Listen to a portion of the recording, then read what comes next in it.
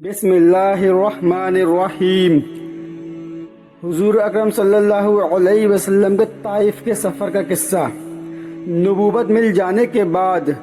9 برس تک نبی کریم صلی اللہ علیہ وسلم مکہ مکرمہ میں تبلیغ فرماتے رہے اور قوم کی تربیت اور اصلاح کی کوشش فرماتے رہے، لیکن تھوڑی سی جماعت کے سوا جو مسلمان ہو گئی تھی اور تھوڑے سے ایسے لوگوں کے علاوہ جو باوجود مسلمان نہ ہونے کے آپ کی مدد کرتے تھے۔ اکثر کفار مکہ آپ کو اور آپ کے صحابہ کرام رضی اللہ عنہ کو ہر طرح کی تکلیفیں پہنچاتے تھے، مذاق اڑاتے تھے اور جو ہو سکتا تھا اس سے درگزر نہ کرتے تھے۔ حضور صلی اللہ علیہ وسلم کے چچا ابو طالب بھی انہی نیک دل لوگوں میں تھے جو باوجود مسلمان نہ ہونے کے حضور صلی اللہ علیہ وسلم کی ہر قسم کی مدد فرماتے تھے۔ 10ویں سال میں جب ابو طالب کا بھی انتقال ہو گیا تو کافروں کو اور بھی ہر طرح کھلے مہار اسلام سے روکنے اور مسلمانوں کو تکلیف پہنچانے کا موقع ملا۔ حضور صلی اللہ علیہ وسلم اس خیال سے طائف تشریف لے گئی کہ وہاں قبیلہ ثقیف کی ایک بڑی جماعت ہے، اگر وہ قبیلہ مسلمان ہو جائے تو مسلمانوں کو ان تکلیفوں سے نجات ملے اور دین کے پھیلنے کی بنیاد پڑ جائے۔ وہاں پہنچ کر قبیلے کے 3 سرداروں سے جو بڑے درجے کے سمجھے جاتے تھے ان سے گفتگو فرمائی۔ وہاں پہنچ کر قبیلے کے 3 سرداروں سے جو بڑے درجے کے سمجھے جاتے تھے گفتگو فرمائی اور اللہ کے دین کی طرف بلایا اور اللہ کے رسول کی یعنی اپنی مدد کی طرف متوجہ کیا، مگر ان لوگوں نے بجائے اس کے کہ دین کی بات کو قبول کرتے یا کم سے کم عرب کی مشہور مہمان نوازی کے لحاظ سے ایک نابارد مہمان کی خاطر کرنے سے صاف جواب دے دیا اور نہایت بے رخی اور بد اخلاقی سے پیش آئے۔ ان لوگوں نے یہ بھی گوارا نہ کیا کہ آپ یہاں قیام فرما لیں۔ جن لوگوں کو سردار سمجھ کر بات کی تھی کہ شریف ہوں گے اور مہذب گفتگو کریں گے، ان میں سے ایک شخص بولا کہ اوہو، آپ ہی کو اللہ نے نبی بنا کر بھیجا ہے۔ دوسرا بولا کہ اللہ کو تمہارے سوا کوئی اور ملتا ہی نہیں تھا جس کو رسول بنا کے بھیجتے۔ تیسرے نے کہا کہ میں تجھ سے بات کرنا نہیں چاہتا، اس لیے کہ اگر تو واقعی نبی ہے جیسا کہ تیرا دعویٰ ہے، تیری بات سے انکار کر دینا مصیبت سے خالی نہیں، اور اگر جھوٹ ہے تو میں ایسے شخص سے بات کرنا نہیں چاہتا۔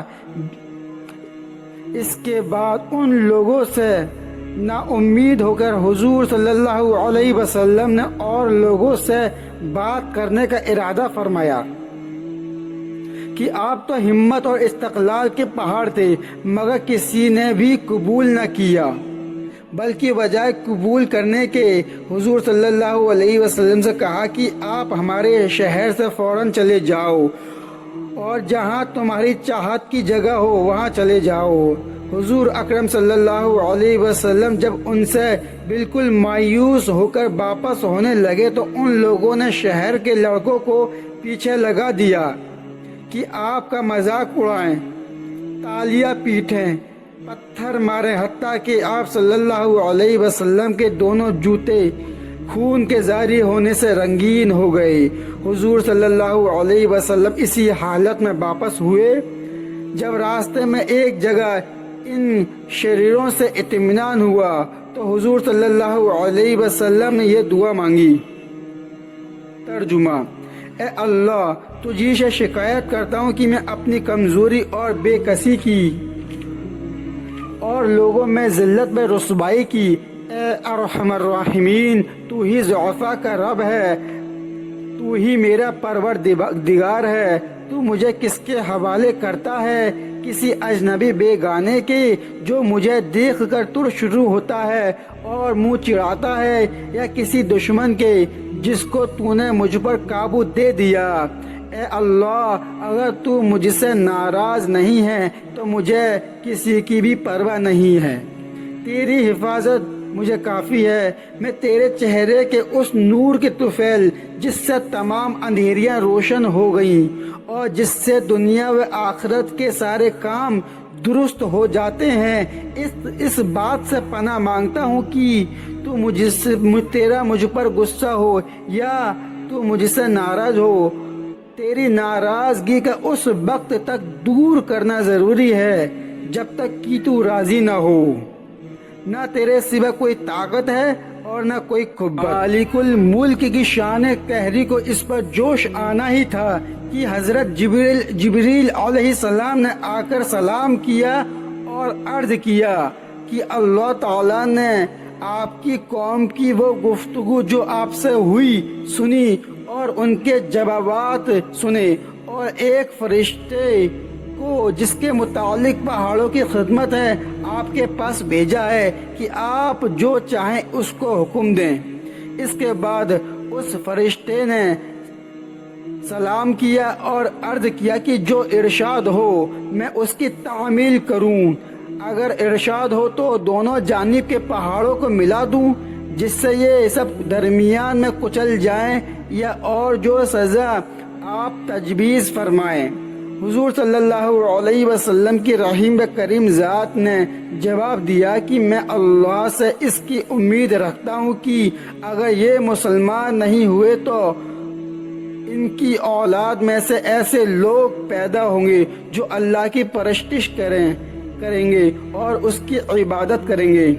فائدہ یہ ہے اخلاق اس کریم ذات کے جس کے ہم لوگ نام لیوا ہیں کہ ہم ذرا سی تکلیف سے کسی کے معمولی سی گالی دے دینے سے ایسے بھڑک جاتے ہیں کہ پھر عمر بھر اس کا بدلہ نہیں اترتا،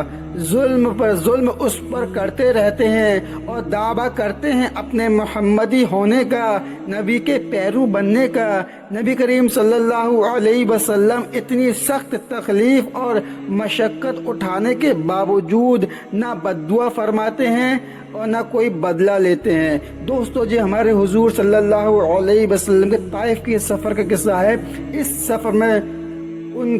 لوگوں نے، طائف والوں نے اللہ کے نبی کو اتنا ستایا تھا، بہت ضرور ستایا تھا، آپ کو بہت تکلیف دی گئی تھی، لیکن اللہ کے نبی نے پھر بھی ان سے کچھ نہیں کہا بلکہ دعا دی، ان کو بد دعا نہیں دی۔ تو دوستو اسی طرح کے باقیات، سچے باقیات سننے کے لیے ہمارے چینل کو سبسکرائب کریں، ویڈیو کو لائک کریں۔ جزاک اللہ۔